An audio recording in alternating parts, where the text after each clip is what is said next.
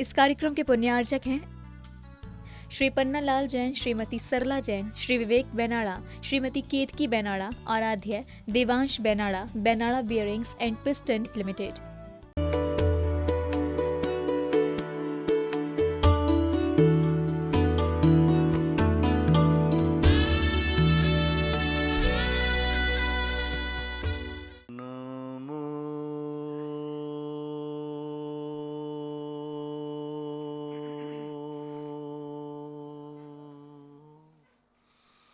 अरिहन्तार्णं नमो अरिहन्तार्णं नमो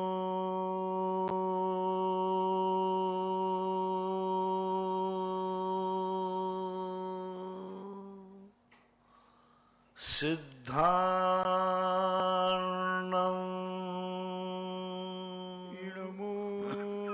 सिद्धार्णं नमो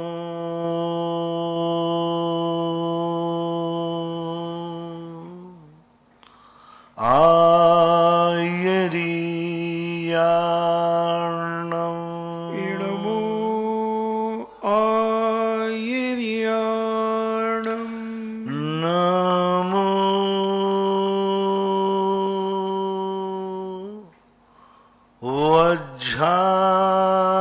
वज्रायार्णं नमो उबज्झायार्णं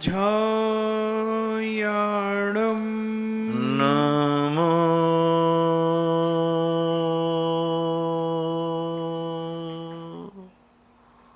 लोये सवसाहूर्णं नमो लोये सब्बेसाहूर्णं। पंच परमेष्टि भगवान की जय। आचार्य श्री गुरुवर कुंद कुंद महाराज की जय। आचार्य श्री गुरुवर विद्या सागर महाराज की जय। परम पूजनीय निर्व्यापक श्रमण मुनि श्री सुधा सागर जी महाराज की जय। समस्त मुनि संघ की जय। परम पूज्य शिलक श्री गंभीर सागर जी महाराज की जय। नमोस्तु महाराज जी। जय श्री बेगमगंज से पूछती हैं, महाराज जी 6 ढाला की दूसरी ढाल में मिथ्यात का वर्णन आया है, उसमें पुत्र घर आदि को मिथ्यात का कारण बताया है, तो हम गृहस्थ में रहकर क्या मिथ्या दृष्टि है, जबकि हम तत्वों पर श्रद्धान करते हैं, सच्चे देव सास गुरु को मानते हैं, इसके अलावा कहीं भी अन्य जगह मस्तक आदि नहीं झुकाते, तो हम मिथ्या दृष्टि कैसे हुए? 6 ढाला में तो ऐसा भी पुत्र घर तो कहीं आया नहीं। दूसरी ढाल के अंदर मिथ्यात का वर्णन तो है, लेकिन पुत्र घर आदि इनको स्वीकार करने वाला तो ऐसा तो कहीं आ नहीं, ऐसा प्रसंग तो है नहीं कहीं। हाँ, वो जरूर आया, मैं सुखी दुखी में रंग कराओ मेरे गृह गोधन में, तो ये बहिरात्मा के लक्षण में आया है। मेरे सुततीय में सबल दीन, बेरूप सुभग मूरख प्रवीण, तन उपजत अपनी उपज जान, तन नसत आप को नाशवान। ये जो वर्णन है ये अद्वैतवाद की तरफ से दिया गया है। अद्वैतवाद यानी हमारा जो एक ही रूप है, सब कुछ एक ही है, और इसी को अपना सब कुछ मानना।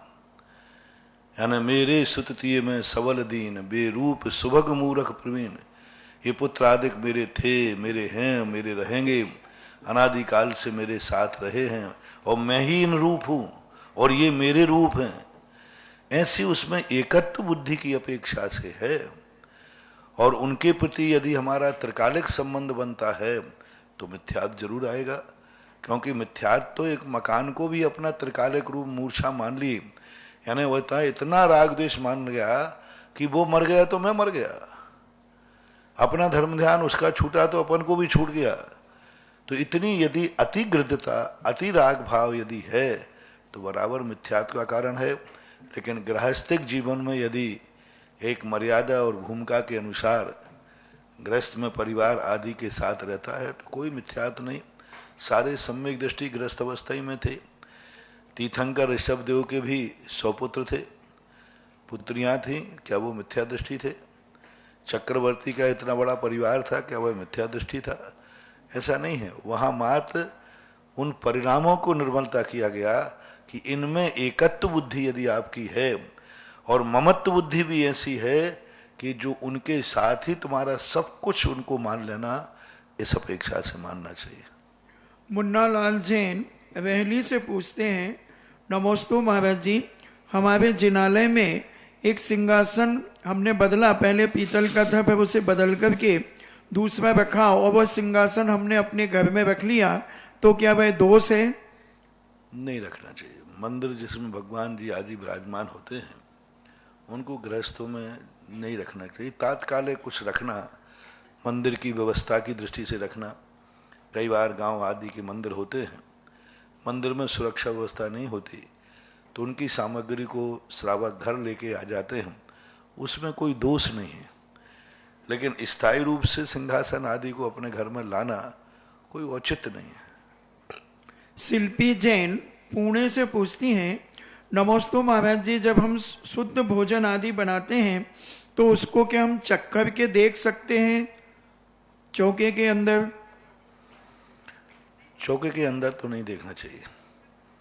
चौके के बाहर किसी को यदि चखाते आदि हैं तो कोई दोष नहीं है, क्योंकि ऐसा उल्लेख आता है कि भोजन आदि में कड़वी आदि चुम्बी बन जाने से साधु को बहुत नुकसान हो सकता है। इसलिए उसको बाहर चखना या दूसरे को चखा देना, इसमें कोई दोष नहीं है, क्योंकि कोई भी वस्तु है उसको चखे आदि बिना निर्णय नहीं किया जा सकता है, तो कोई बाधा नहीं चखने में। लेकिन वहीं चौके में चखना और फिर जूठे मुंह बनाना, वहीं चखते जाओ और बनाते जाओ, तो फिर वो नहीं चलेगा। बाहर किसी को चखाते हैं दूसरे को, या तुम हट करके चखते हो और फिर कुर्ला करके फिर बाद में जाते हो, तो कोई बाधा नहीं ऐसा। विद्या जैन बड़ा गांव धसान से पूछती हैं, नमोस्तु महाराज जी, जिन जीवों की कर्ण इंद्री नहीं है और उनकी मरणासन अवस्था देखकर क्या उन्हें नमोकार मंत्र सुनाना चाहिए? अगर वो सुनाते हैं तो क्या वो सुन सकते हैं? नहीं, भावना देना चाहिए। 2 प्रकार की अपने पास रखी होती है। एक शब्दात्मक, संगी पंचेंद्री को ही उपदेश देने का उल्लेख है। शास्त्रों में जितने भी उल्लेख आए सब संगी पंचेंद्रियों के उपदेश के आए। शेष नीचे के जो कर्णेंद्री से रहित हैं अथवा जो मन से रहित हैं, इनको सुनाने से कोई फायदा नहीं है। इनको मात्र हम रेखी दे सकते हैं, भावनात्मक चिंतनात्मक। एक चिंतनात्मक अपन ऐसा दे सकते हैं कि इस जीव का कल्याण हो। ये पेड़ के जीव आप मर रहे हैं, डाली टूट गई, पत्ता टूट गया। अपन एक भावनात्मक रेखी दे सकते हैं कि ये अब आगे त्रियंचों में, एक इंद्रियों में पैदा ना हो, यहाँ से जाकर के वो अच्छी योनि में जाए। लेकिन वहाँ सुनाने आदि से कोई मतलब नहीं है। हाँ, एक उल्लेख जरूर वैज्ञानिक लोग मांगते हैं कि इनके सामने भी यदि हम एक ध्वनि को ये पकड़ते हैं, ध्वनि को ये पकड़ करके संस्कारित करते हैं, तो उस ध्वनि के माध्यम से, जैसे कहते हैं कि संगीत की ध्वनि सुनाई जाए तो पेड़ प्रफुल्लित होता है, आनंदित होता है। तो यदि ध्वनि का रूप यदि स्पर्श है, हालांकि जैनागम में इसका कोई उल्लेख नहीं है, जैनागम ने भावनाएं दिया, लेकिन विज्ञान मानता है कि अचेत अवस्था को भी हम ध्वनि के द्वारा उसको संस्कारित कर सकते हैं। तो यदि हम उनके सामने बैठकर यदि नमोकार मंत्र गुनगुनाते हैं, 12 भावना पाते हैं, तो हमारी ध्वनि के माध्यम से यदि वो पकड़ सकते हैं तो उनका कुछ हो सकता है। लेकिन वो ग्रहण करेंगे ऐसा कोई नियम नहीं है, कर ही नहीं सकते। उषा जैन हरदा से पूछती हैं, नमोस्तु महाराज जी, किसी अन्य समाज की महिला से किसी ने मुनि महाराज को आहार आदि दिलवा दिया झूठ बोल करके, तो यह पाप लगेगा? देखो, चला करके बायाचारी करना, झूठ बोलना चोरी के अंतर्गत आता है। गुरु से कपट, मित्र से चोरी, या हो निर्धन या हो कोड़ी। जब तुम्हें मालूम है कि महाराज नहीं लेंगे तो तुम तो हर स्थान पर झूठ बोल सकते हो, तुम्हारे लिए तो सब फ्री है। मान लो आप धोती दुपट्टा पहने हुए हो और अशुद्ध हैं, और तुमने झूठ बोल दिया कि महाराज को थोड़ी मालूम। चलो और बात बताता हूं, चौके में तुमने अशुद्ध भोजन बना दिया, बाजार से लाके रख दिया, नल के पानी से बना दिया, कैसा भी बना दिया, और तुमने झूठ बोलकर बना दिया महाराज थोड़ी चौके में बैठे, तो हम क्या कर लेंगे? कुछ नहीं कर सकते। हमें तो तुमने मन शुद्धि, वचन शुद्धि, काय शुद्धि, आहार जल बोल दिया, हमारा काम तो हो गया, लेकिन तुम्हारा बंटा झार हो जाएगा।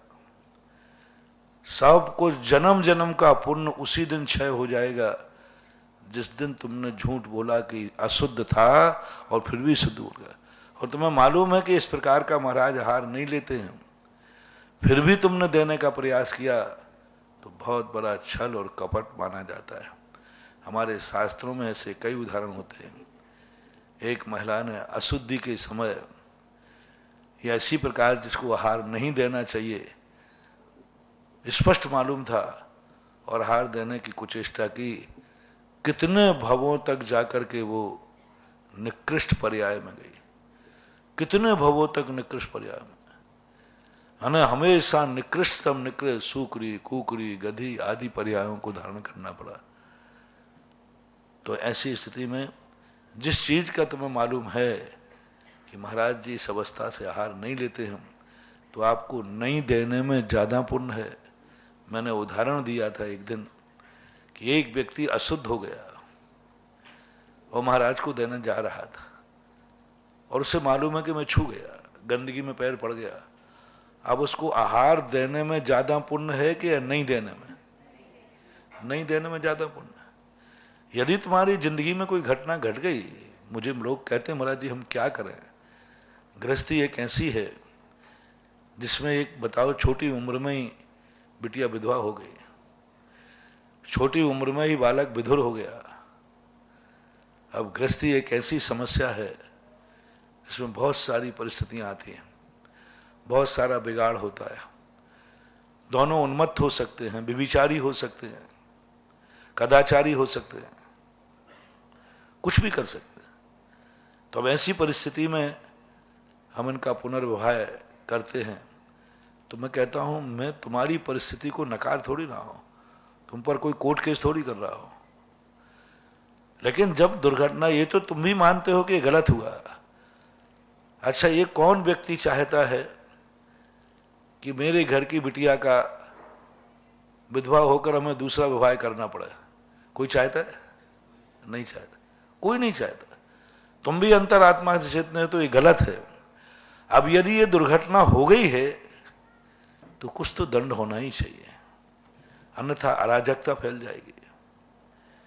यदि हम लोग परित्यक्ताओं से विवाह करने वालों से हार ले लें, तुम्हारे घर बिगड़ जाएंगे। ये औरतें प्रतिदिन पति बदलेंगी, क्योंकि अब तो सब कोई मार्ग है ही नहीं, बाधा ही नहीं है। चाहे एक को छोड़ो, दो को रखो, 10 को रखो, कोई फर्क नहीं पड़ता। क्या फर्क पड़ता है? इसको छोड़ देंगे, दूसरे को रख लेंगे।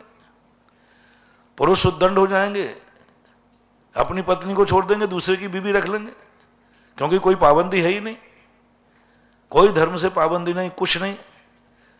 कितना उन्मार्ग हो जाएगा, कितनी अराजकता फैल जाएगी। कम से कम जो इज्जत वाले परिवार हैं वे कम से कम ये तो सोचते हैं कि नहीं, यदि यहां से मैं बिछुड़ गई या बिछुड़ गया तो फिर हम सारे धर्म से वंचित हो जाएंगे। जो अच्छे परिवार हैं, जो धर्मात्मा हैं, वे कम से कम गुरु के डर के कारण मेरे हाथ से गुरु आहार लेना बंद कर देंगे, मेरे परिवार से धर्म क्रियाएं छूट जाएंगी। इस कारण से कम जो अच्छे परिवार हैं उन परिवारों में मर्यादा बनी रहेगी। बिगड़े हुए परिवारों को तो बिगड़ना ही है, उनको तो धर्म से कोई लेना देना नहीं है। कम से कम जो धर्मात्मा परिवार हैं, कुलीन हैं, इज्जत वाले हैं, उन परिवारों की सुरक्षा कुचित कजाजत तुम्हारे परिणाम बिगड़े भी तो इस डर के कारण से, क्योंकि एक डर, भय, धर्मात्मा परिवार को सबसे बड़ा डर होता है धर्म का, कि मेरा धर्म न छूट जाए। उस कारण से कभी अधर्म करना भी चाहे तो वो अधर्म डर से। जैसे मैंने एक बार कहा था कि कानून के डर से कितने लोग गलत काम नहीं करते। आपको गुस्सा आता है दुश्मन का मैं मर्डर कर दूं, भाव आता है, गुस्सा आता है। जैनियों को गुस्सा नहीं आता, सो बात नहीं है, लेकिन क्यों नहीं कर देते? क्या डर है? कानून का, जेल हो जाएगा, परिवार उजड़ जाएगा, फांसी हो जाएगी। कानून का डर आप लोगों को हजार पापों से बचाता है। और यदि एक दिन फ्री कर दिया जाए, आज कोई भी व्यक्ति मर्डर करेगा, डांका डालेगा, कुछ भी करेगा, आज किसी की एफआईआर नहीं लिखी जाएगी, कोई कानून नहीं चलेगा। बोलो उस दिन कितने पाप बढ़ जाएंगे? इतने पाप बढ़ जाएंगे कि क्योंकि आज कोई दंड ही नहीं है। कानून का डर, इसी प्रकार धर्म का डर बना रहना चाहिए। ये जितने कानून बनाए जाते हैं पापियों को नहीं बनाए जाते। कानून हमेशा अच्छे लोगों के लिए होते हैं, व्यवस्थाएं अच्छे लोगों को होते हैं। ये जो कानून है ये धर्मात्मा परिवारों के लिए हैं कि उनके परिवार में इस प्रकार की अराजकता ना है। इसलिए कुचित का जाते तुम्हारी जिंदगी में ऐसा घटित होता है तो कम से कम धर्म की आड़ लेकर के आहारचर्या आदि कुछ ऐसे लोगों से मैं 5 कार्य वर्जित कराता हूं।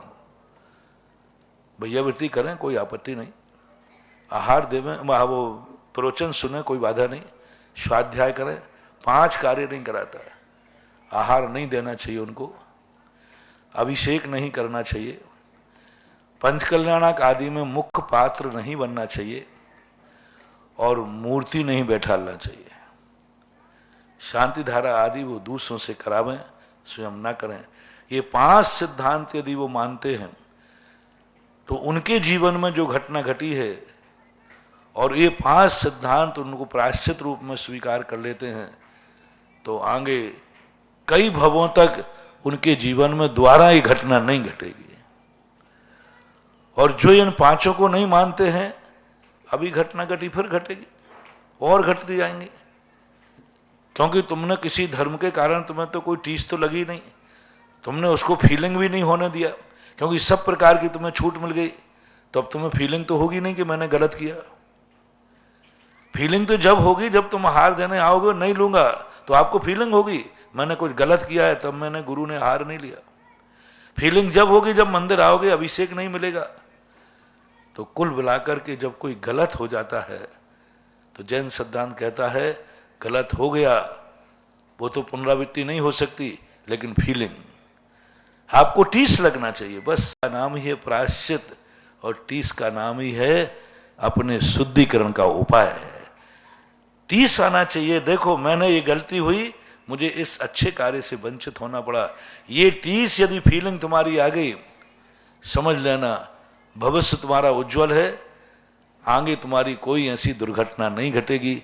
तुम ऐसा पुण्य लेकर ये जन्मोगे, ऐसा पुण्य लेकर परिवारों में जन्मोगे कि तुम्हारे जीवन में, तुम्हारे कुल में कभी ऐसा संकट आएगा ही नहीं, क्योंकि तुमने फीलिंग कर लिया। इसलिए 5 कार्यों की मैं फीलिंग कराता हूं कि फीलिंग कीजिए आप, कोई बात नहीं, हो गया, घटना हो गया, इस प्रकार से। इसलिए मेरी दृष्टि से ये वर्जित होना चाहिए, पाप को पाप समझना चाहिए, फीलिंग में आना चाहिए। श्रीमती प्रियंका जैन इंदौर से पूछती हैं, नमोस्तु महाराज जी, कुछ लोग पूजन, अभिषेक, मंदिर आदि जाने को ढकोसला बताते हैं और कहते हैं दूसरों से अच्छे व्यवहार रखो, यही सबसे बड़ा धर्म है। ऐसे लोगों को हम कैसे समझाएं? अच्छे व्यवहार की परिभाषा क्या है? पापियों के साथ मेल मिलाप करके बैठो, शराबियों के साथ, सबके साथ बैठो, यही परिभाषा है, तो बात अलग है। मंदिर आदि जाना, अच्छे लोगों की संगति, भगवान एक अच्छा आदमी है, अच्छा व्यक्ति, हम अच्छे व्यक्ति की संगति करने जा रहे हैं। क्यों कहते हो कि हम भगवान की पूजा करने जा रहे हैं, हम भक्ति करने जा रहे हैं, हम एक अच्छी आत्मा की संगति करने जा रहे हैं। अच्छे आदमी को देखेंगे, अच्छे आदमी की बात सुनेंगे। हम कहाँ जा रहे हैं? गुरु को हार देने। एक अच्छे आदमी की बात सुनने जा रहे हैं, अच्छे आदमी का दर्शन करने जा रहे हैं, अच्छे आदमी के साथ 2 कदम साथ चल रहे हैं, एक अच्छे आदमी के साथ बैठ उठ रहे हैं, तो अच्छे संस्कार आएंगे। यदि आपको पारमार्थिक दृष्टि नहीं है, एक संप्रदाय है जो भगवान की पूजा का दूसरा नाम रखता है सत्संगति। सत्संगति, सत्संग जिसका नाम रखते हैं। सत्संग का अर्थ क्या है? जो अच्छे पुरुष हैं। व्यवहार किनके साथ अच्छा करना? अच्छे प्रशंसा किसकी करना जो अच्छा हो, बोलना किससे जो अच्छा हो, बैठना किसके साथ जो अच्छा हो। तो तुम अच्छा मानो ना कि मैं भगवान के पास नहीं जा रहा हूं, भगवान एक अच्छा आदमी है, एक अच्छा व्यक्तित्व है, जिसका सोच बहुत अच्छा है, जिसकी दृष्टि अच्छी है, जिसकी वाणी अच्छी है, जिसका सोच अच्छा है, जिसका सब कुछ अच्छा है। उस अच्छे व्यक्ति के साथ हम कुछ मिनट गुजारने के लिए जा रहे हैं, जिससे मेरे में भी कुछ अच्छाइयाँ आ जाएं। क्योंकि संसार में जिनके साथ तुम बैठते हो वे अच्छे नहीं हैं। कहीं ना कहीं से कोई ना कोई, हर व्यक्ति स्वार्थी है। हम निस्वार्थ के पास जा रहे हैं। संसार में कौन मीत है, कौन स्वार्थ है, किसके पास बैठोगे? हर व्यक्ति अपना कोई ना कोई स्वार्थ बैठा है। कोई किसी को चाह रहा है तो ये मत समझना कि वो उसको चाह रहा है। वो इसलिए चाह रहा है कि उसका कोई रिलेशन है, उसका कोई उद्देश्य है, उसका निजी स्वार्थ है। जिसको तुम्हारे दोनों को चाहते हो ना, किसी को भी थोड़ा प्रतिकूल होकर देखना तो आपको सब पता चल जाएगा कि अंदर की बात क्या है। थोड़ा प्रतिकूल होकर देखना। कोई भी संबंध हो तुम्हारे, चाहे वो बेटा माँ बाप का हो, चाहे पति पत्नी का हो, चाहे भाई भाई का हो, चाहे दोस्त यारी का हो, चाहे अड़ोसी पड़ोसी का हो, कोई भी संबंध आपका है, थोड़ा सा प्रतिकूल चल के देख लेना। एक दिन सारी हरकतें प्रतिकूल करना, उसके हर प्रतिकूल करना। सुबह से उल्टा बोलना, प्रतिकूल सोचना, प्रतिकूल चलना। शाम तक तुम्हें ओरिजिनलिटी पता चल जाएगी कि तुम्हारा और दोनों में प्यार कितना है। तो किसके साथ व्यवहार करें? हर व्यक्ति संसार का स्वार्थी है। वो कहते हैं ना, सुतदारा हो ये न सीरी, सब स्वार्थ के हैं। ये पंक्तियां कोई ऐसे ही नहीं लिखी गई। शास्त्रों में जो पंक्तियां लिखी हैं ये सारे संसार का यथार्थ रूप है। संसारी प्राणी अंधा होता है, इसलिए नहीं समझ पाता कि वो तो ये समझता है कि ये व्यक्ति मुझे बहुत चाहता है क्योंकि मेरी चिंता कर रहा है, मेरे संबंध में सोच रहा है। नहीं, तुम्हारी भूल है। तुम उसके अनुकूल चल रहे हो, इसलिए वो सोच रहा है और उसकी जिंदगी का स्वार्थ जुड़ा हुआ है। इसलिए ऐसा चिंतन यदि वो करते हैं तो सत्संग का रूप ले लेना चाहिए। उनसे कहना, मैं मंदिर में पूजा करने नहीं जा रहा हूं, एक निस्वार्थ, एक बहुत अच्छे आत्मा से, बहुत अच्छे व्यक्तित्व से, बहुत अच्छी आत्मा की एक स्वाध्याय नहीं कर रहा हूं मैं, बहुत अच्छे पावन पवित्र आत्मा के चरित्र को सुन रहा हूं, उसकी जीवन गाथा सुन रहा हूं। मैं गुरु के पास नहीं जा रहा हूं, मैं एक अच्छे आदमी के पास जा रहा हूं जो पापों से रहित है, जो राग द्वेष से रहित है, जो कसायों से रहित है, जो संसार के प्रपंचों से रहित है। इसलिए मैं उसकी संगति करने जा रहा हूं। तो जब धार्मिक दृष्टि तुम्हारा जब देव साध गुरु तुम्हें पारमार्थिक दृष्टि से समझ में ना आवे तो सत्संग की दृष्टि लाना चाहिए। उनसे पूछना चाहिए कि अच्छा व्यवहार किसके साथ करूं? चोर के साथ? किसके साथ करूं? स्वार्थी के साथ? किसके साथ करूं? छली कपटी के साथ? किसके साथ करूं? उनसे पूछो, अच्छा व्यवहार किसके साथ करूं? वे खुद बता देंगे कि अच्छा आदमी तो वही है जहां तुम जाते हो। वो खुद कह देंगे। एक बार मेरे से पूछा किसी ने, बोले महाराज जी मुझे अच्छा गुरु चाहिए, बहुत अच्छा गुरु। सच्चा गुरु कौन? तो मैंने सोचा कि अभी हाल में कह दूं कि दिगंबर मुनि, तो वो कहा हर साधु यही बोलता है। मैंने कही मैं भी खोज रहा हूं अच्छा गुरु कौन है। बोले महाराज आप भी खोज रहे हैं? मैंने कहा हाँ। तो बोले महाराज जी क्या करें? अपन दोनों एक रूप में 5 मिनट ध्यान में बैठते हैं। अच्छा गुरु कौन? तुम भी सोचो, मैं भी सोचता हूं।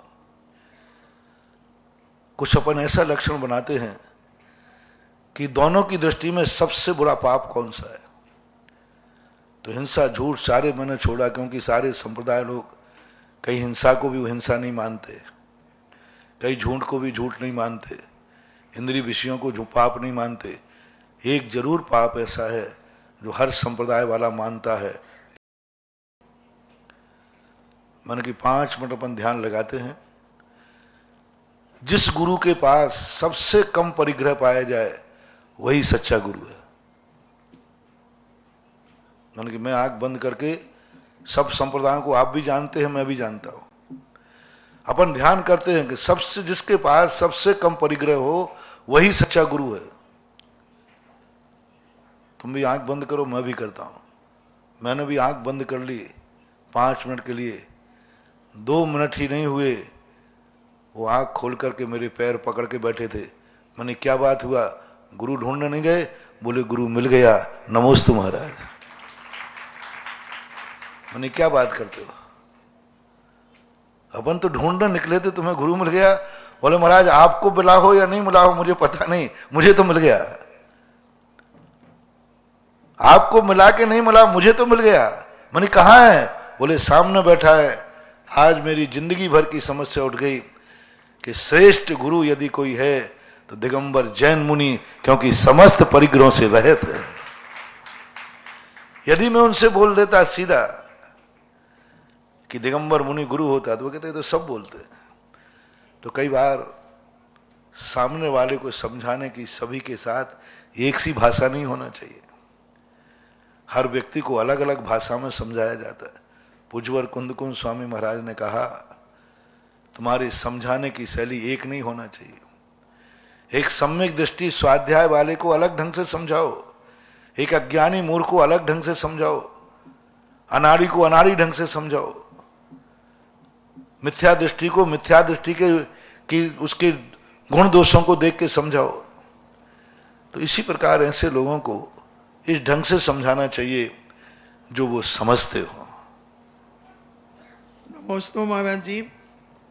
महेंद्र कुमार जैन पत्रकार पूछते हैं, महाराज जी मैं परिवार के विवादों से अलग रहना चाहता हूँ और देव सास गुरु और नियम सिद्धांतों के साथ अपना जीवन व्यतीत करना चाहता हूँ, फिर भी परिवार के लोग समय समय पर मुझे तनाव उत्पन्न करते हैं।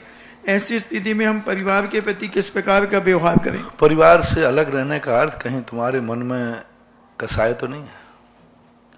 तुम्हारी अनुकूलता न मिलने पर तो परिवार से उदासीन नहीं हो रहे हो। परिवार यदि तुम्हारी कसाय की दृष्टि से तुम मौन ले रहे हो, कसाय की दृष्टि से तुम यदि परिवार से दूर हो रहे हो, तो तुम बहुत बड़ी भूल कर रहे हो। तुम्हारा सम्यक दर्शन, तुम्हारा धर्म कर्म, तुम्हारी उदासीनता में रहना सब बेकार है, सब बेकार है।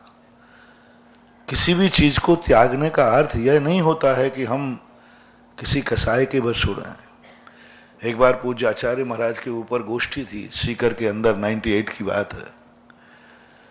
एक विद्वान ने लेख बांचा, निराला का वैराग और दिगंबर जैन मुनि का वैराग एक समान है। मन की बहुत अंतर है। निराला का वैराग वो था, सब कुछ उन्होंने पाने का प्रयास किया, उनको नहीं मिला तो वैरागी हो गए। 10 संतानें हुई उनकी और 10 मर गई, तो उनको वैराग हो गया, संसार बेकार है। और दिगंबर मुनि का वैराग वो है कि सब कुछ मिल रहा था और फिर छोड़ दिया, उसका नाम है दिगंबर मुनि। इसलिए सबसे बड़ा देखा जाएगा कि आप परिवार से अलग क्यों होना चाहते हैं।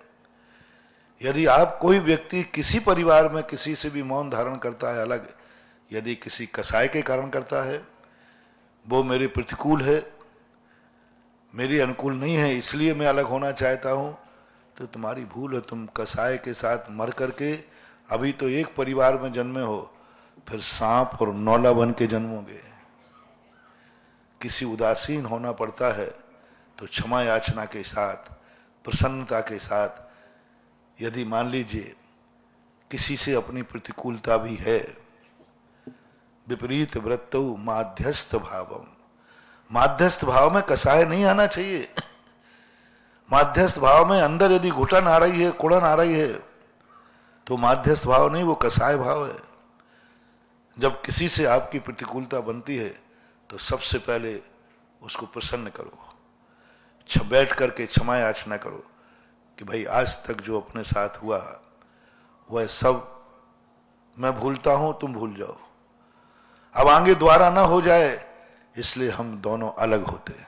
अलग होने की मनाही नहीं है, लेकिन उसके पहले जो हुआ है उसमें सामंजस्य तो बैठा लो, उसके सब बैठ करके पहले निर्णय तो करो। प्रसन्नता के साथ यदि परिवार छोड़ते हो, उदासीन होते हो, तो बात अलग है। 90% क्या 99% लोग परिवारों से अलग तो सब होते हैं, सब अलग होते हैं, भाई भाई अलग होते हैं, बाप बेटे अलग होते हैं, सब अलग होते हैं, लेकिन सब कसाय में अलग होते हैं, झगड़ा करके अलग होते हैं, आरोप लगाकर अलग होते हैं, उल्हायना देकर अलग होते हैं, अंदर जिंदगी भर आग जला के अलग होते हैं। 99.99 कह दें तो कोई बड़ी बात नहीं होगी।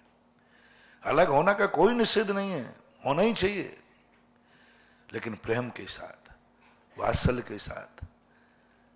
मेरे साथ बहुत सारे परिवार लोग आते हैं, अलग अलग होने की बात करते हैं, तो मैंने कहा भाई मेरे से आशीर्वाद लेना है तो एक बात, अलग हो तो इस तरीके से हो, जब कभी मिलो तो एक दूसरे को जय जिनेन तो कर सको। कभी मिलो तो लोग ये तो कह सकें कि हाँ ये दोनों कभी एक परिवार के थे। 99.99 मैं तो मात्र कथन कर रहा हूं, तुम लोग तो देखते हो, अनुभव की बात है।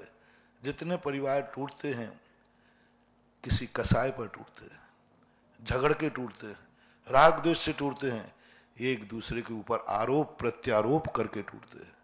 तुम ऐसे हो, तुम ऐसे हो, तुमने ऐसा किया इसलिए मेरी तुम्हारे से नहीं बनेगी, यह सम्यक दर्शन खो देगी। तुम कितना भी फिर कुछ भी पूजा पाठ कुछ भी कर लेना, अनंत अनुबंधी कसाय बन जाएगी, क्योंकि तुम झगड़े पर अलग हुए हो, तुम कसाय से अलग हुए हो, किसी प्रतिकूलता पे अलग हुए हो। तो अलग होने के बाद भी तुम मिथ्या दृष्टि हो जाओगे, अनंत अनुबंधी कसाय, क्योंकि तुम्हारी जिंदगी भर कसाय बनी रहेगी।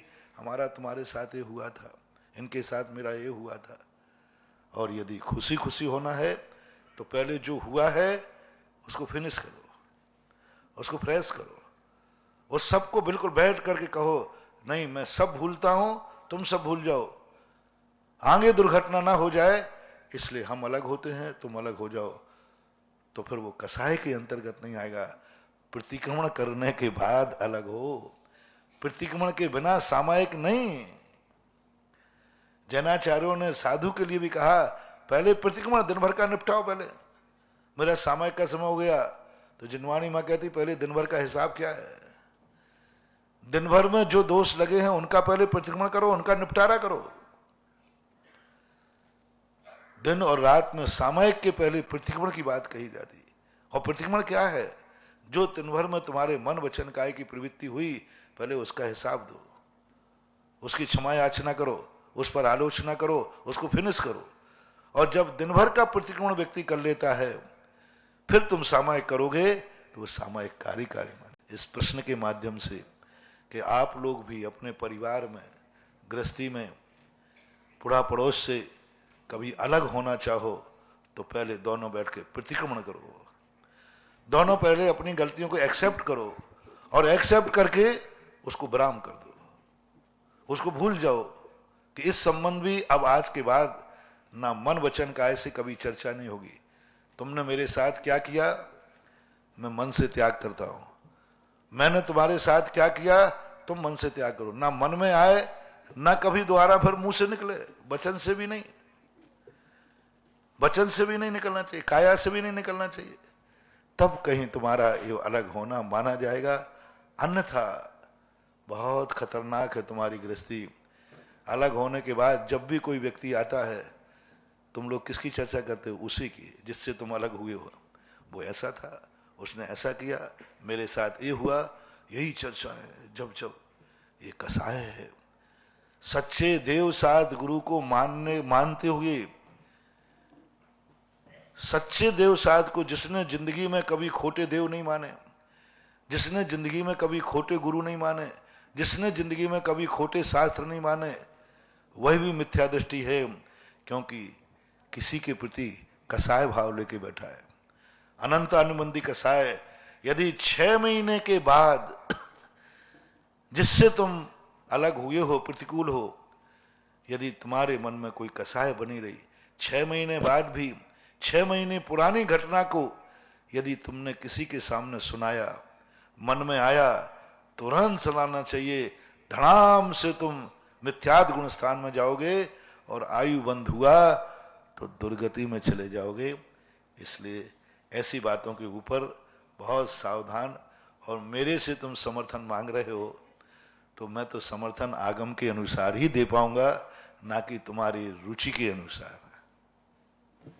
ऑनलाइन जिज्ञासाओं के बाद यहाँ उपस्थित सभी श्रावक श्राविकाएं और जिनवाणी चैनल सुधा कलश चैनल के माध्यम से देख रहे सभी श्रावक श्राविकाएं जो देश विदेश में देख रहे हैं, उनकी ओर से परम पूज्य श्री के चरणों में कोटिशः है नमोस्तु नमोस्तु नमोस्तु गुरुवर। और आज की प्रथम जिज्ञासा के लिए श्री ऋषभ कुमार जी जैन सागर और तैयार हैं कि श्रीमती अनीता जी सुनील जी जैन मोदी विदिशा।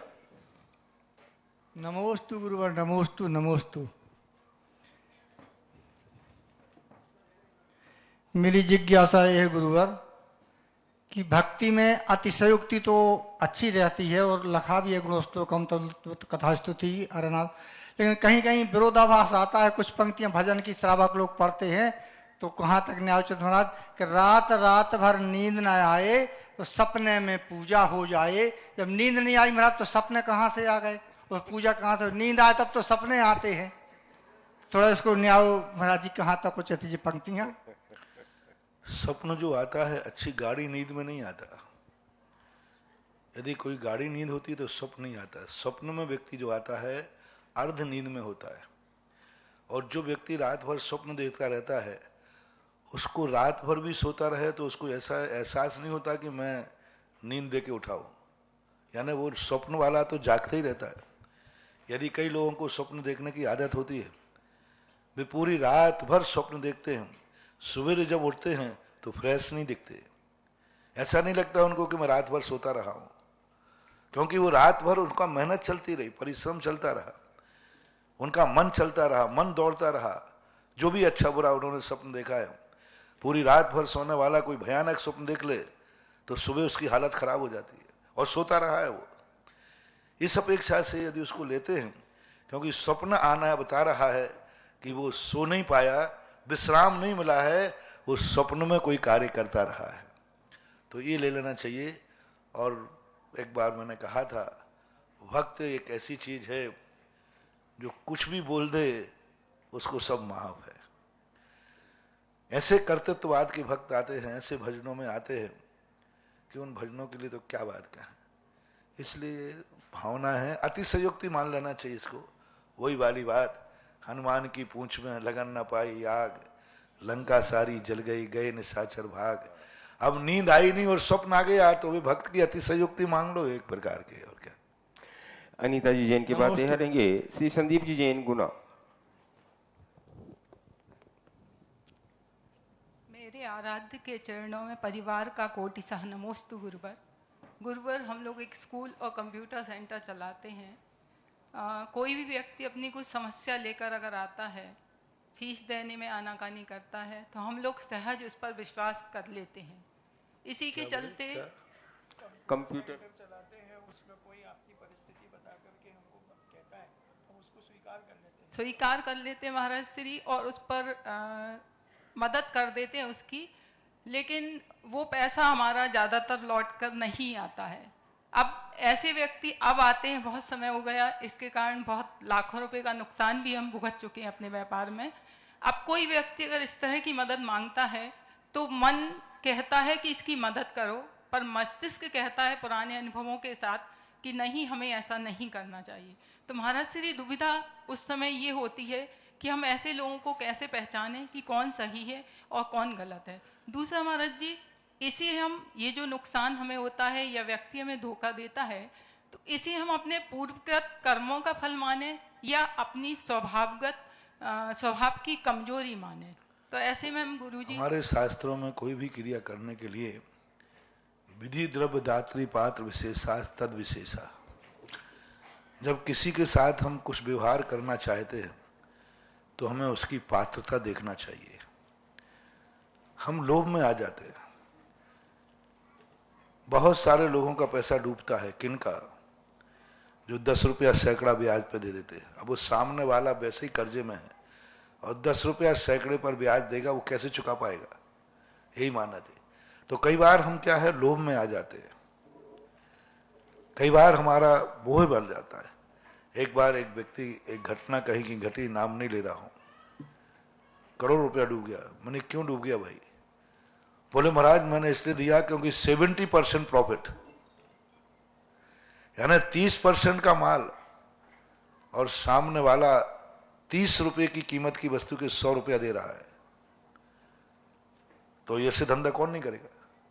तो बोले हमने ऐसे कर लिया और उसको करोड़ों का माल दे दिया और पता चला कि वो लेके चला गया। तो अब वो लोग किस में गया? 70% प्रॉफिट के लोभ में चला गया। ज्यादातर लोग इसलिए लुटते हैं कि प्रॉफिट में, अभी बागड़ में एक कांड हुआ, 10,000 रुपये तोले का सोना, 10,000 रुपये का तोले सोना, जितना चाहिए उतना, लोगों ने किलो 2 किलो जितना चाहिए सब दे दिया। लोगों ने फिर जम का ऑर्डर दे दिया, 10-10, 20-20 किलो का ऑर्डर दे दिया और लेके वो चंपत हो गया। अब इनको मूर्खों पता नहीं, जब 30,000 का है तो वो 10,000 का देगा कैसे, ये बताएं? तोला 30,000 रुपया तोला है तो वो 10,000 तोले में दे रहा है, पर लोभ में आकर के कई बार बिक जाते। तो हमें अपनी कमजोरी भी देखना चाहिए, कहीं हम सामने वाले के लोभ में तो नहीं आ रहे हैं, कहीं वो हमें लोभ तो नहीं दे रहा है। हमें लग रहा है कितना करेंगे तो हमें इतनी प्रॉफिट हो जाएगा, पैसा आ जाएगा, इसलिए लुटना पड़ता है। इसलिए सामने वाले की हमें योग्यता देखना चाहिए, और योग्यता देख करके जब विश्वास नहीं होता है तो इसके लिए आपकी सामाजिक व्यवस्था बनाई गई कि मन कहता है कि इसकी सहायता करो, मस्तिष्क कहता है कि नहीं धोखा हो सकता है। तो एक तुम्हारे शास्त्रों में तुम्हारे अनुसार एक व्यवस्था बनाई है विनिमय की। एक होता है कि ले जाओ तुम, क्योंकि हम मालूम है विश्वास से वापस आ जाएगा, लेकिन विश्वासघात होता था, मस्तिष्क ने कहा सावधान। तो फिर एक आपके यहाँ एक गिरवी की व्यवस्था बनाई गई। दोनों की बात मान लो, क्योंकि मन कह रहा है तो उसको झुटलाओ मत, और मस्तिष्क कह रहा है उसको नकारो मत। मस्तिष्क जो कहता है उसको कभी नहीं नकारना चाहिए, और मन में जो आवाज आती है उसको कभी झुटलाना नहीं चाहिए। दोनों की रखने की एक व्यवस्था बनाई है आपके यहाँ गिरवी। गिरवी की बहुत अच्छी व्यवस्था है। जहां अविश्वास है, ठीक है आपको पैसा चाहिए, आपके पास जो वस्तु है वो मुझे दे दो और ये तुमसे ले जाओ, तुम्हारे पास जिस दिन हो जाए अपनी वस्तु वापस ले जाना, वो ले जाना। लो साहब, मस्तिष्क की बात भी मान ली और मन की बात भी रह गई। इसलिए ऐसा सहयोग जब तुम्हें विश्वास बने कि सामने वाला अविश्वासी दिख रहा है, विश्वासघात कर सकता है, तो आप एक विनिमय का व्यवहार अपनाइए, उसकी कोई वस्तु अपने पास रखिए और उसका सहायता कर दीजिए, उसका भी काम हो जाएगा और वो लेके भागेगा भी, तो तुम्हारे पास उसकी पूंजी है। एक गिरवी की परंपरा एक अविश्वास को विश्वास में बदलने की एक बहुत आदर्श परंपरा है। ये समझना गुरुजी, पर स्कूल में जो छात्र छात्राओं की फीस आती है, ये उसका मामला है कि जो फीस देते हैं पालकगण, वो फीस समय पे नहीं देते हैं। ये सारी व्यवस्थाएं हैं, परिस्थितियां हैं, ये सब मेरे शास्त्रों में नहीं है कि इन सब चीजों की मैं व्यवस्था बनाऊं। साधु इन संबंध में सांकेतिक भाषा कर दिया, मैंने संकेत आपको दे दिया, उस संकेत पर सारे जवाब मैंने आपके दे दिए। संदीप जी जैन के बाद तैयार हैं ये श्रीमती रीना जी जैन बिजोलिया। गुरुवर नमोस्तु। गुरुवर, ये जिज्ञासा थी कि विदुर व्यक्ति शांति विधान वगैरह में सौदामी ईशानंद की बोली ले सकते हैं क्या? विदुर बनेगा तो बोलेगा कैसे?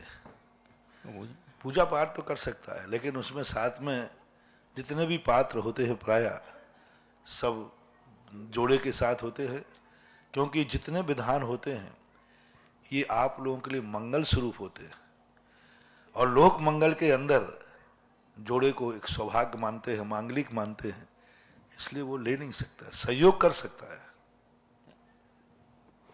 रीना जी जैन के बाद तैयार रहेंगे श्री मुकेश जी जैन सेठिया महुआ।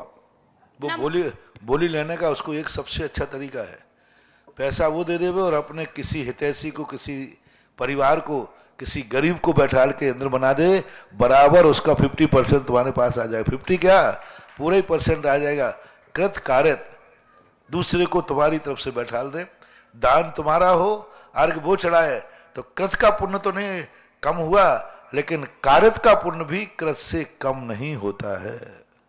नमोस्तु गुरुदेव, नमोस्तु गुरुदेव। गुरुदेव, सम्मूर्छन मनुष्य क्या होते हैं?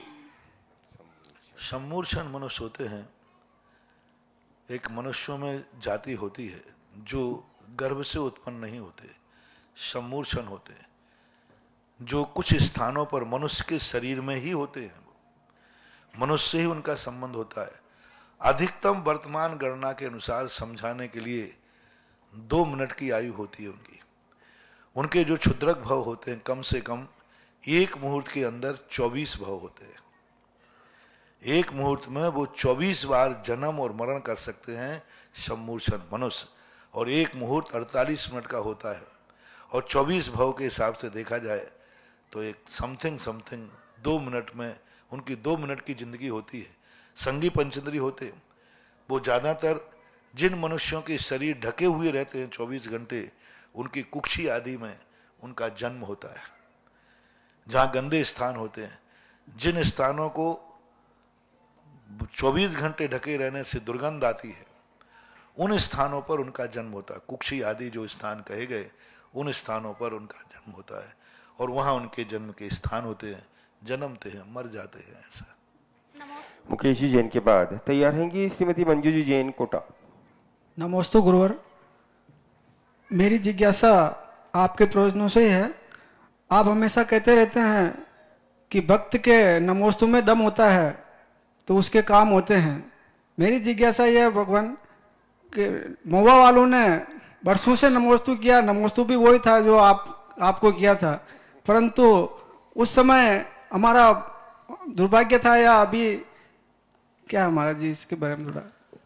कार्य ही बता रहा है कि नमोस्तु में दम कितनी थी। अपने मुंह से कहने से कोई मतलब नहीं। हर विद्यार्थी कॉपी में ये सही मान के ही लिखता है।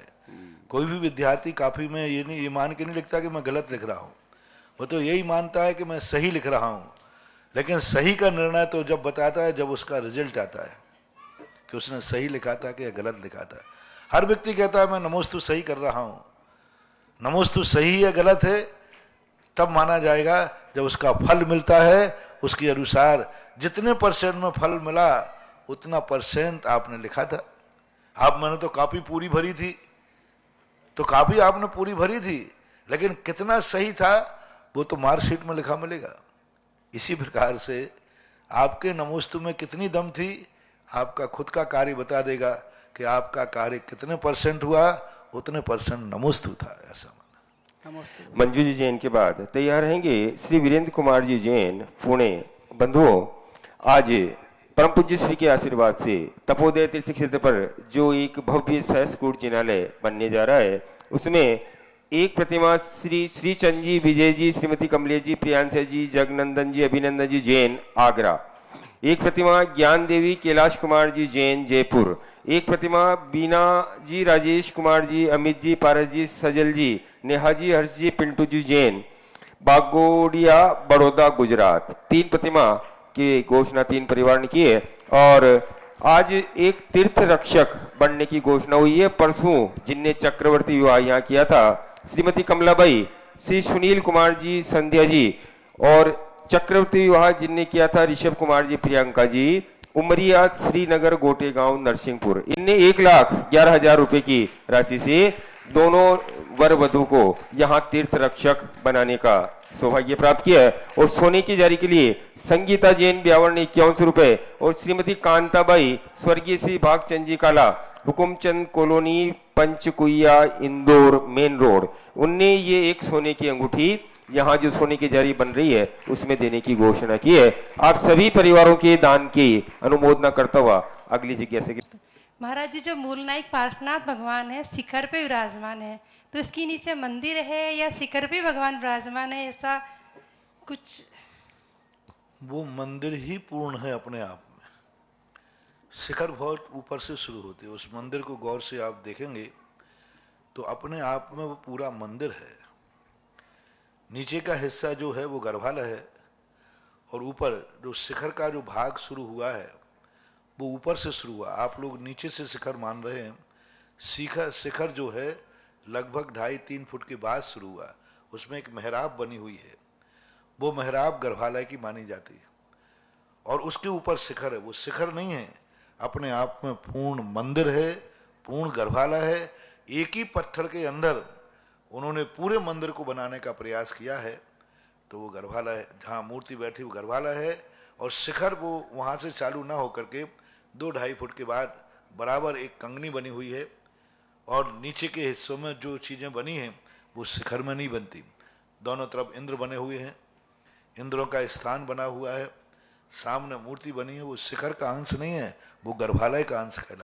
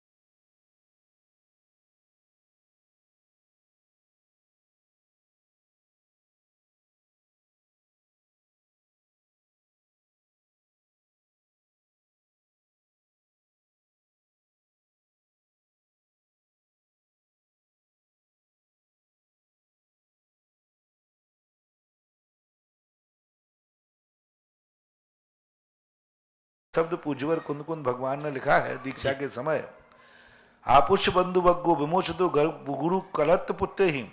बंधु वर्ग गुरु कलत से पूछ करके और उनके ममत्व को त्यागने की बात कही। पूज्यवर अमृतचंद सूरी महाराज ने प्रवचन सार की चारे चूलिका में बहुत अच्छी बात कही कि वो माता से पूछता है कि माता तुम मेरे शरीर को जन्म देने वाली थी, अब मुझे आत्म चेतना को चाहिए है, तो हमारी आत्मा जो है वो जिनवाणी है, चेतन स्वरूपी है, मैं अपनी निजी आत्मा के पास जाना चाहता हूँ, अतः शरीर को जन्म देने नहीं तुम माता का मैं त्याग करता हूँ। तो दीक्षा के समय का तो इस प्रकार का वर्णन आया है, लेकिन माता की ममता को छोड़ने की बात आपके लिए कही हो ऐसी कोई बात हमने कहीं पढ़ी नहीं। कोई मुनि महाराज का कोई वर्णन ऐसा वहाँ प्रसंग में है, पूरी लाइन लाइए, मैं उसका अर्थ बता दूंगा। मैं वो विधान ले आऊंगा। मैं प्रतिभा जी जैन के बाद तैयारेंगे श्री संतोष कुमार जी जैन, पाटनी, गुवाहाटी।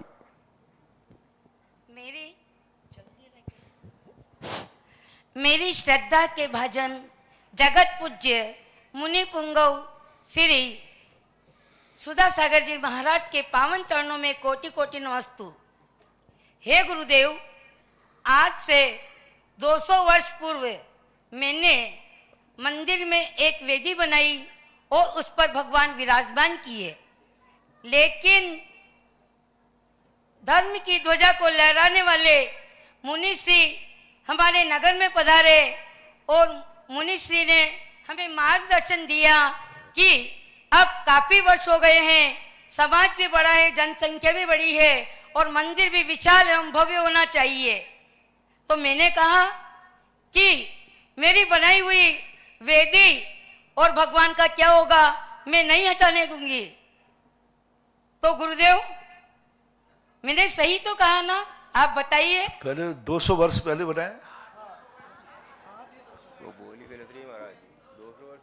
2 वर्ष पहले के 200 वर्ष पहले? 200 वर्ष पहले। आपने कहा कि सांकेतिक भाषा में अभी कहा ना आपने। हाँ, तो ऐसे कोई तुमने नहीं बनाई थी बेदी, ये पक्का है, 200 वर्ष पहले नहीं बनाई थी, और ना कोई ऐसे संकेत है, क्योंकि ये सब अपने कल्पनाएं हैं, आधार स्तंभ हैं। ऐसा यदि कहे तो लोग, बच्चे लोग जब किला घूमने जाते हैं ना, मस्ती लोग, तो वो कहते हैं हम यहाँ के राजा थे, ये हमारी बैठक थी, ये हमारी बैठक थी। ऐसे बच्चे लोग बड़ी कल्पनाएं करते हैं, घूमने जाते हैं जब किले में, तो वो सब यही कल्पना करते हैं, मैं ही तो यहाँ का राजा था और मैं यहाँ बैठता था, ये मेरा बैठक खाना था, ये मेरा था। तो ये कपोल कल्पनाएं करने से अराजकता फैल जाएगी। हर व्यक्ति हर वस्तु को कह देगा मैंने 500 साल पहले ये मंदिर मैंने ही बनाया था, ये बनाया था। और इसी का दुष्परिणाम आपको मालूम है कि एक सोनगढ़ में हुई कांजी मत के समर्थन करने वाली चंपा बहन, उसने भी यही कल्पना की। महाराज जी इसमें सुनिए सुनिए सुनिए, अभिप्राय अलग है, आप समझिए। कोई अभिप्राय नहीं है, ये आपकी कल्पना है, भ्रम है, इसको आज ही खत्म कर दीजिए। 200 साल पहले आपने कोई वेदी बनाई थी, इसका कोई प्रमाण आपके पास नहीं है। संतोष कुमार जी जैन के बाद तैयार रहेंगी श्रीमती हीरा जी जैन सागर। महाराज श्री एक जिज्ञासा आई है, उषा जी जैन चिरगांव झांसी। नमोस्तु गुरुवर, मैंने एक सुअर जो बहुत तड़प रहा था उसको जल पिलाया, 5 मिनट में वो मरण को प्राप्त हो गया, और बहुत जीवों को नमोकार मंत्र सुनाया और वो भी मरण को प्राप्त हो गए। एक काला नाग आंगन में आया, सब लोग उसे मारने लगे, मैंने मना किया मारो मत, और उसको नमोकार मंत्र सुनाया। 1 घंटे तक वो नमोकार मंत्र सुनता रहा और चला गया। दूसरे दिन फिर वही नाग वापस आया, मैंने कहा कि अब मैं आपको नहीं बचा पाऊंगी, जहां से आए हो वहां चले जाओ। तो ऐसे में मेरे को कौन सा बंद होगा, इसका कारण क्या है? कोई कारण नहीं, आपकी व्यवहारिकता है, अनुकंपा है, दया है, अच्छे भाव रखो। फिर उसके बाद दूसरी बार आया तो फिर भी वो चला गया कि निपटा दिया? हाँ, तो वही तो बात है। कोई बात अगली जिज्ञासा के लिए। नमोस्तु महाराज जी, नमोस्तु महाराज जी, नमोस्तु महाराज जी। मूर्ति बनाने से क्या पुण्य होता है? हाँ, मूर्ति बनाने से, मूर्ति बनाने और बनवाने के पुण्य की तो बनवाने से क्या पुण्य होता है? बनाने और बनवाने से दोनों। पूज्यवर पद्मनंदी महाराज ने पद्मनंदी विंसति के अंतर्गत लिखा कि एक बेर के बराबर पत्ते बराबर मंदिर और एक तंदुल यानी चावल के बराबर मूर्ति बनाना और बैठाने का पुण्य, उन्होंने लिखा कोई दुनिया में श्रुत केवली भी नहीं है जो उसके पुण्य का वर्णन कर सके। ऐसा उन्होंने उल्लेख किया। कोई उसकी महिमा ही नहीं गा सकते, अचिंत महिमा है, जो सम्यक दर्शन का प्रतीक हो, जिसको देखते जहां मुनिराज का भी मस्तक झुक जाता हो। मुनिराज के मस्तक मेरू के समान अटल होता है, और जिस भगवान को देखते ही मुनिराज का मस्तक झुक जाए और मुनिराज उनकी वंदना करें। कैसी बड़ी बात भक्तांबर में कही कि हे मानतुंग आचार्य महाराज कहते हैं मैं ही आपको ये उपाधि नहीं दे रहा हूं, बड़े बड़े मुनिराज भी जो होते हैं वो भी आपको इस प्रकार के विशेषण लगाते हैं। तो जहां मुनिराज वंदना करते हो, जो सम्यक दर्शन का निमित्त हो, निधत्त निकाचित कर्मों के क्षय का कारण हो, अनंत पुण्य के संचय का निमित्त बनता हो, ऐसी महिमा के लिए कुछ चंद शब्दों में बांध देना बहुत दुर्लभ है। संक्षेप में यही है, वंदे तद्गुण लब्धे। जिनकी तुम मूर्ति बैठाल रहे हो, एक दिन वह व्यक्ति उन्हीं के समान बन जाएगा। इस कार्यक्रम के पुण्यार्चक थे श्री पन्नालाल जैन, श्रीमती सरला Jain, Shri Vivek बेनाड़ा, Shrimati Ketaki Benada, Aaradhya Devansh Benada, Benada bearings and piston limited.